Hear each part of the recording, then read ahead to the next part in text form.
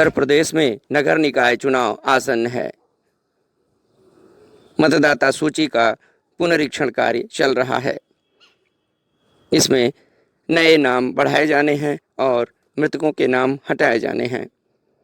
जिनके नाम छूट गए हैं उन्हें भी बढ़ाया जाना है। ऐसे में गोरखपुर नगर निगम क्षेत्र से मतदाताओं की तमाम समस्याएं सामने आ रही हैं, जिसमें यह भी आरोप लग रहा है कि बीएलओ से मिलकर रसूखदार लोग मतदाता सूची में अपने मुताबिक नाम बढ़ाने और घटाने की प्रक्रिया तेज कर दिए हैं।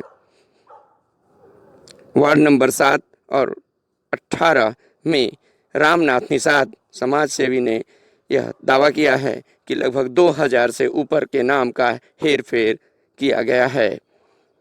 इसी बात को लेकर वह अपना पक्ष अधिकारियों के सामने रखते रहे, लेकिन उनकी जब सुनी नहीं गई तो वो हाई कोर्ट पहुंच गए। अब उनके मुताबिक हाई कोर्ट में सुनवाई होनी है। नगर निगम चुनाव के मद्देनज़र आपकी समस्या क्या है और क्या किया है आपने अब तक?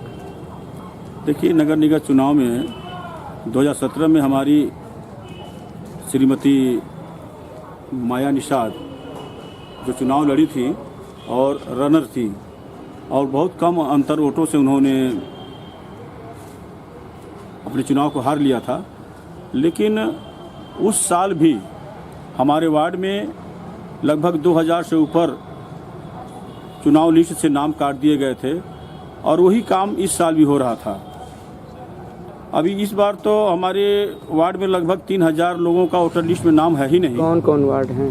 हमारे वार्ड हैं 18 और हमारे बगल में वार्ड नंबर 7 है जो नंदा नगर है, और हमारा वार्ड नंबर पहले जो झरना टोला कहा जाता था इस समय गायत्री नगर वार्ड बन गया है नया वार्ड के रूप में।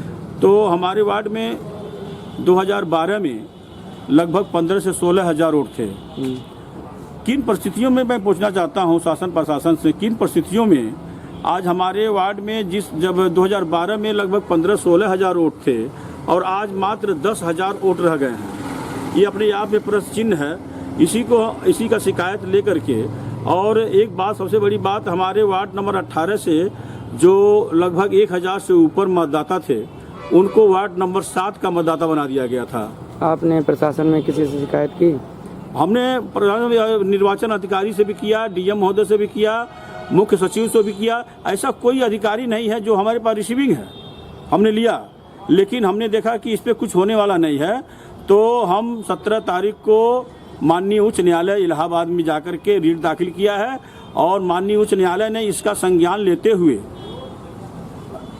जो यहाँ के पदाधिकारी हैं, जो जिम्मेदार हैं, उनको वहाँ पर तलब किया हुआ है और ये 25 तारीख को इसका डेट लगा हुआ है। ये बीएलओ वाला आपने क्या मामला बताया कि कैसे आप वोटर लिस्ट से नाम हटा दिए गए और क्या बीएलओ कौन बनाए गए थे आपके वार्ड? देखिए, हमारे यहाँ कुल 11 बीएलओ होने चाहिए। जो 11 बूथ हमारे यहाँ है, 11 बीएलओ हमेशा हुआ करते थे।